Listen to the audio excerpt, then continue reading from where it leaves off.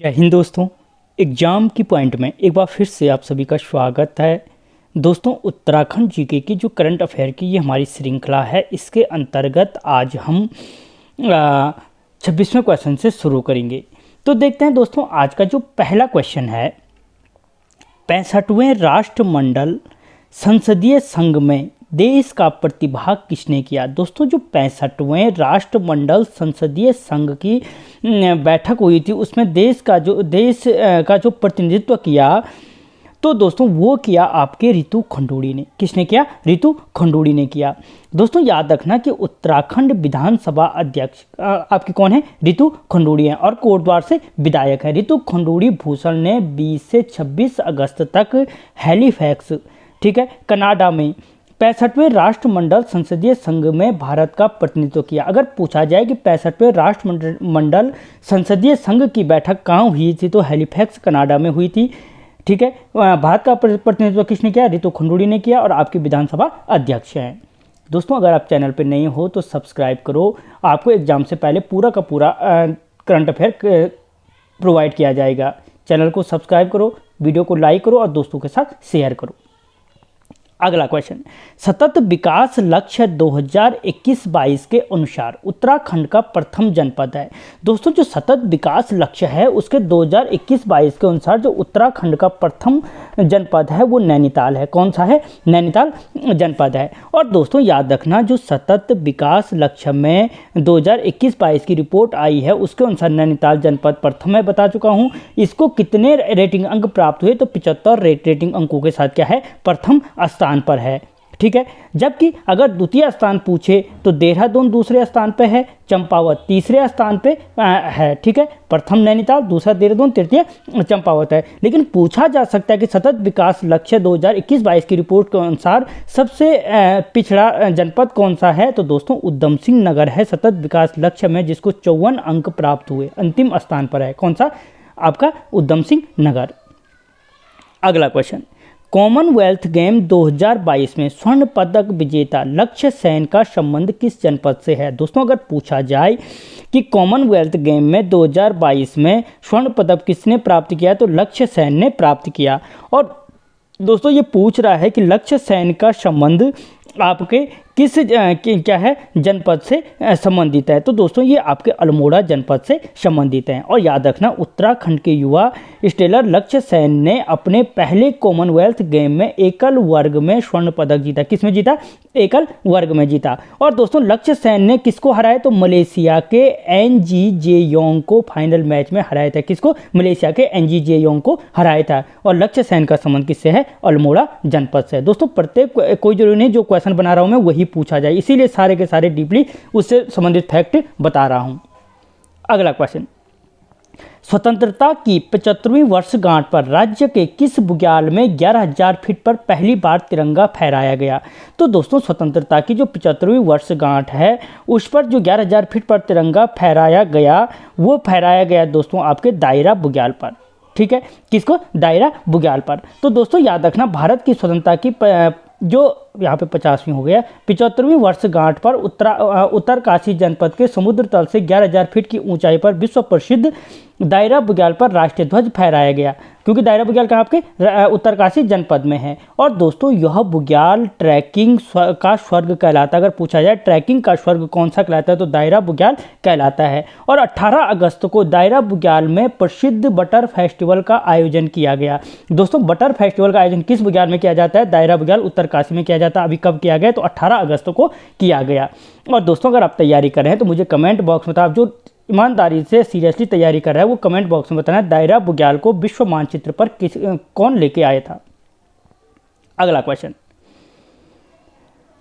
उत्तराखंड में 2021-22 के लिए तीलू रौतेली पुरस्कार हेतु कितनी महिलाओं का चयन किया गया? दोस्तों जो 2021-22 के लिए तीलू रौतेली पुरस्कार हेतु चयन किया गया वो 12 महिलाओं का किया गया। कितना? 12 महिलाओं का किया गया। दोस्तों याद रखना, उत्तराखंड में जो तीलू रौतेली पुरस्कार 2021-22 के लिए 12 महिलाओं का चयन किया गया।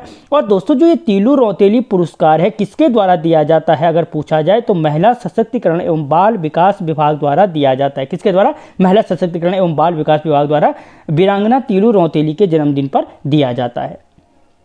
अगला क्वेश्चन, उत्तराखंड राज्य में, ये भी हो रखा है, घी संक्रांति पर्व मनाया गया। दोस्तों उत्तराखंड राज्य में जो घी संक्रांति पर्व है वो कब मनाया गया? तो 17 मई को मनाया गया। उत्तराखंड में 17 मई को प्रदेश भर में दोस्तों क्या मनाया गया? घी संक्रांति पर्व मनाया गया। और दोस्तों जो घी संक्रांति उत्तराखंड का प्रमुख क्या है? लोक पर्व होने के साथ साथ किसका सूचक है? अच्छी फसलों और अच्छे स्वास्थ्य की कामना के लिए मनाया जाता है। कौन सा? घी संक्रांति पर्व। अगला क्वेश्चन दोस्तों, जो निम्न में NIM में 26वीं राष्ट्रीय क्लाइंबिंग प्रतियोगिता का शुभारंभ किसने किया? दोस्तों जो निम्न में 26वीं राष्ट्रीय क्लाइंबिंग प्रतियोगिता का शुभारंभ किया है दोस्तों, वो किया है आपके रेखा आर्य ने। किसने किया? रेखा आर्य ने किया। दोस्तों नेहरू पर्वतारोहण संस्थान की 26वीं राष्ट्रीय क्लाइंब प्रतियोगिता का शुभारंभ आपकी उत्तराखंड की खेल मंत्री, आपकी खेल मंत्री कौन है? रेखा आर्य। अगर पूछा जाता है खेल मंत्री कौन है या बाल विकास मंत्रालय किसके पास है, तो रेखा आर्य के पास है, उन्होंने किया। दोस्तों नेहरू पर्वतारोहण संस्थान की जो स्थापना है, अगर पूछा जाए कब हुई थी, तो 14 नवंबर 1965 को हुई थी। कब हुई? 14 नवंबर 1965 को हुई थी।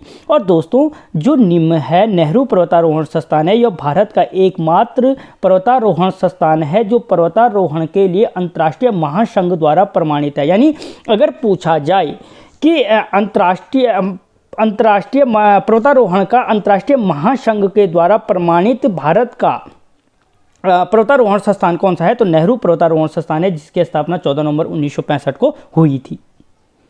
अगला क्वेश्चन, हाल ही में मास्को इंटरनेशनल फिल्म फेस्टिवल में राज्य की किस फिल्म को शामिल किया गया? दोस्तों हाल ही में जो मास्को इंटरनेशनल फिल्म फेस्टिवल है उसमें जो राज्य की फिल्म को शामिल किया गया वो थी पाताल ती। कौन थी? पाताल ती, ऑप्शन सी। दोस्तों भारत की लघु फिल्म पाताल ती का चयन दुनिया के सबसे पुराने फिल्म महोत्सव के लिए किया गया। ठीक है। और दोस्तों 24 मिनट की जो ये पाताल ती फिल्म है यह भोटिया जनजाति की लोक कथा पर आधारित है। पूछा जा सकता है कि राज्य की लघु फिल्म पाताल ती किस जनजाति की लोक कथा पर आधारित है, तो याद रखना भोटिया जनजाति की लोक कथा पर आधारित है। ठीक है। और दोस्तों जो पाताल ती फिल्म के निर्माता और निर्देशक हैं वो संतोष रावत हैं। कौन है? संतोष रावत क्या हैं आपके इस फिल्म के निर्माता और निर्देशक हैं। इसकी शूटिंग मुख्य रूप से चमोली और रुद्रप्रयाग जनपद में की गई है। अगला क्वेश्चन, पर्वतीय गांधी के नाम से प्रसिद्ध इंद्रमणि बडोनी जी की हाल ही में किस पुण्यतिथि पर श्रद्धांजलि दी गई?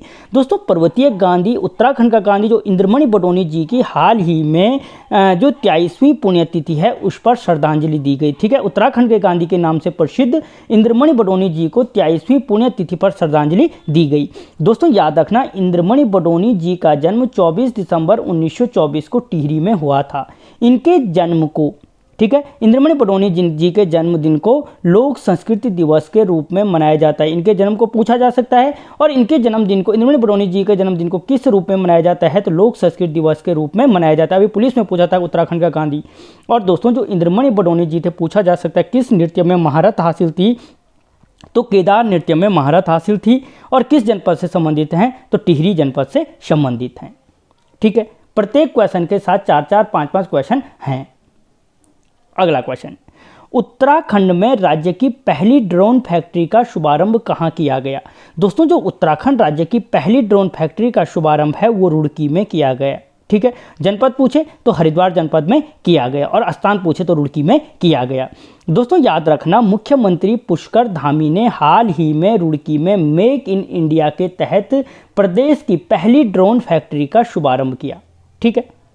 अगला क्वेश्चन, हाल ही में 1 से 7 जुलाई यानी 1 जुलाई से 7 जुलाई कृषि बीमा जागरूकता सप्ताह का आयोजन किस जनपद में किया गया? अगर पहली चीज़ पूछी जा सकती है कि हाल ही में कृषि बीमा जागरूकता सप्ताह का आयोजन कब से कब तक किया गया, तो याद रखना 1 जुलाई से 7 जुलाई के बीच क्या किया गया? कृषि बीमा जागरूक सप्ताह का आयोजन किया गया। अब ये पूछ रहा है दोस्तों कि जो ये कृषि बीमा जागरूकता अभियान का क्या है, अब जागरूकता सप्ताह मनाया गया, ये जागरूकता सप्ताह आपके कहाँ पे मनाया गया? तो दोस्तों बागेश्वर जनपद में मनाया गया। दोस्तों याद रखना बागेश्वर में 1 जुलाई से 7 जुलाई कृषि बीमा जागरूकता सप्ताह का आयोजन किया गया। और आज़ादी के अमृत महोत्सव के तहत प्रधानमंत्री फसल बीमा योजना के अंतर्गत किसानों में किसानों को जागरूक करने के लिए प्रचार रथ को हरी झंडी दिखाकर रवाना किया गया। अगला क्वेश्चन, मुख्यमंत्री पुष्कर धामी ने शौर्य दिवस पर कारगिल शहीदों को श्रद्धांजलि दी। यह दिवस कब मनाया जाता है दोस्तों?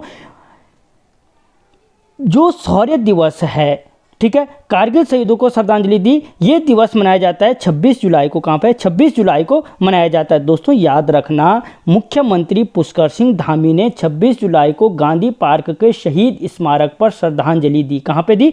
आपके गांधी पार्क के शहीद स्मारक पर श्रद्धांजलि दी तथा उत्तराखंड के 75 वीर सपूतों को याद किया, ठीक है, जिन्होंने कारगिल में विजय दिलाई थी। जिन्होंने क्या की थी? कारगिल में विजय दिलाई थी। और दोस्तों कारगिल दिवस या कारगिल विजय दिवस 26 जुलाई 1999 से, कब से? 26 जुलाई 1999, हर वर्ष 26 जुलाई को कारगिल विजय के रूप में मनाया जाता है। पूछ सकता है शौर्य दिवस, कारगिल विजय दिवस कब मनाया जाता है, ठीक है, तो याद रखना 26 जुलाई को मनाया जाता है। अगला क्वेश्चन, हाल ही में उत्तराखंड फिल्म नीति कब लागू की गई? तो दोस्तों उत्तराखंड की जो नई फिल्म नीति है वो 2022 में लागू की गई। और दोस्तों राज्य में हाल ही में उत्तराखंड फिल्म नीति 2022 लागू की गई, जिसका उद्देश्य उत्तराखंड के स्थानीय कलाकारों को रोजगार उपलब्ध कराना है, ठीक है, वह राज्य के अतिरिक्त पूंजी निवेश आकर्षित करना है। इसी के साथ दोस्तों उत्तराखंड को देश का प्रथम फिल्म फ्रेंडली पुरस्कार से भी सम्मानित किया गया 2022 में। अगला क्वेश्चन, 68वें राष्ट्रीय फिल्म पुरस्कार, ये वही क्वेश्चन है, में most film friendly special edition पुरस्कार किस राज्य को प्रदान किया गया? तो दोस्तों वो उत्तराखंड राज्य को किया गया। 68वें राष्ट्रीय फिल्म पुरस्कार उत्तराखंड राज्य को most film friendly special edition award से सम्मानित किया गया, ठीक है।